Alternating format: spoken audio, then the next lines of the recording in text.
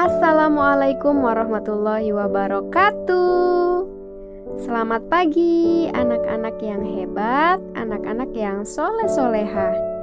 Gimana kabarnya hari ini? Masih semangat kan walau belajar di rumah? Hari ini kita akan belajar di tema 5, pahlawanku, subtema 1, perjuangan para pahlawan, pembelajaran 4. Petunjuk sebelum belajar. Yang pertama, berdoa. Seperti biasa, yang belum berdoa dipersilahkan untuk berdoa dulu ya. Kerjakan setiap bagian sesuai petunjuk yang diberikan. Silakan bertanya kepada orang-orang di sekelilingmu bila ada yang kurang difahami. Lalu segera hubungi gurumu bila mengalami kesulitan dalam memahami bahan belajar mandiri ini. Nah, ayo segera siapkan alat tulisnya ya. Kerajaan Mataram Buddha. Kerajaan Mataram Buddha membangun beberapa candi. Di antaranya adalah Candi Borobudur. Candi Borobudur dibangun oleh salah seorang raja Mataram Buddha yang memerintah pada saat itu. Bayangkan, begitu hebatnya pemerintahan pada waktu itu, yang bisa membangun candi yang megah dan besar. Oleh karena itu, hargai dan berbanggalah kepada para pendahulu bangsa ini.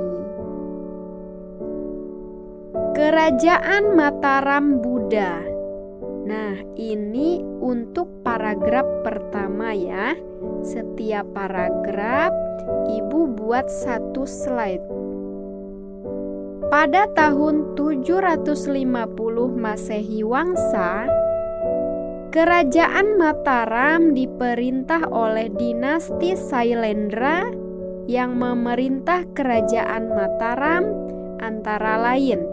Yang pertama ada Banu pada tahun 752 sampai 775 Masehi. Yang kedua, Wisnu pada tahun 775 sampai 782 Masehi. Dan yang ketiga, Indra pada tahun 782 sampai 812 Masehi. Dan yang keempat, Samaratungga tahun 812 sampai 833 Masehi. Dan yang kelima, Balaputra Dewa pada tahun 833 sampai 856 Masehi. Nah, sekali lagi setiap slide ini adalah setiap paragraf ya. Setiap paragraf Ibu buat satu slide. Dan ini untuk paragraf yang kedua. Raja-raja Sailendra adalah pemeluk agama Buddha. Untuk memuliakan Sang Buddha, mereka mendirikan beberapa candi, yaitu Candi Kalasan di Yogyakarta, Candi Sewu di Yogyakarta, Candi Pawon di Yogyakarta, Candi Mendut di Muntilan atau Magelang, dan Candi Borobudur di Magelang. Dari beberapa candi peninggalan Kerajaan Mataram Buddha tersebut, candi yang paling terkenal adalah Candi Borobudur.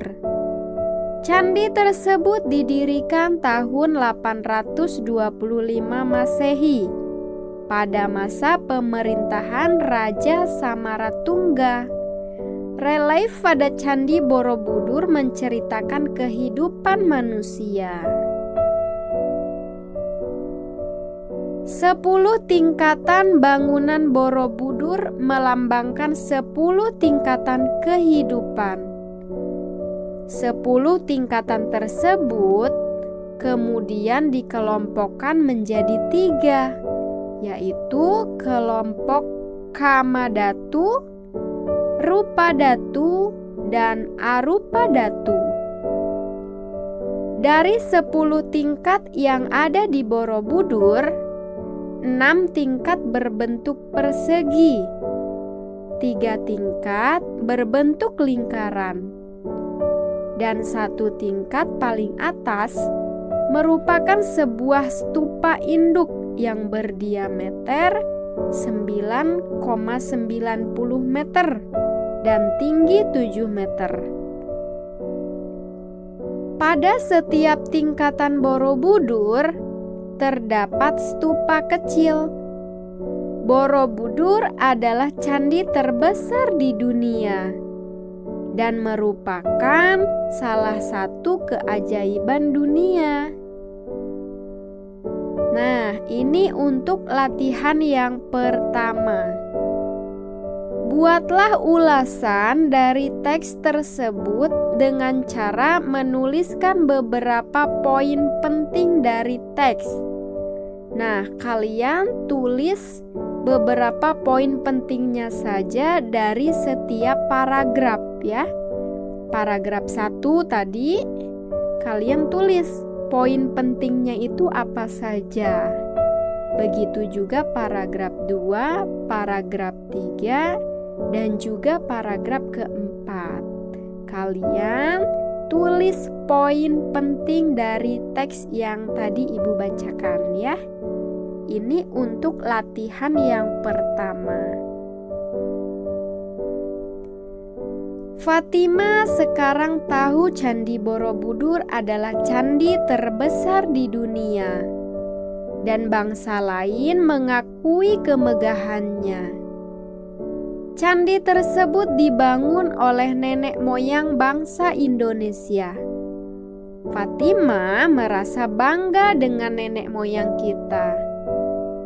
Mereka adalah orang hebat karena mampu membangun sebuah candi yang megah dan besar sehingga bisa disebut dengan pahlawan. Latihan yang kedua. Nah, ini latihan kedua. Berilah tanda checklist pada perilaku yang menghargai jasa para pahlawan, dan berilah tanda silang pada perilaku yang tidak menghargai jasa pahlawan. Nah, tanda checklist jika perilaku menghargai jasa pahlawan ya, dan tanda silang contoh perilaku yang tidak menghargai jasa pahlawan. Yang pertama, terlambat berangkat sekolah. Nah, ini menghargai jasa pahlawan atau tidak menghargai jasa pahlawan. Yang kedua, mengerjakan tugas dari sekolah. Yang ketiga, menghabiskan waktu dengan menonton TV. Yang keempat, rajin belajar. Dan yang kelima, mematuhi tata tertib sekolah. Nah, ini latihan yang kedua. Tulis jawabanmu di buku tulis. Jika sudah selesai, segera kirim ke gurumu ya. Terima kasih. Tetap semangat dalam belajar. Wassalamualaikum warahmatullahi wabarakatuh.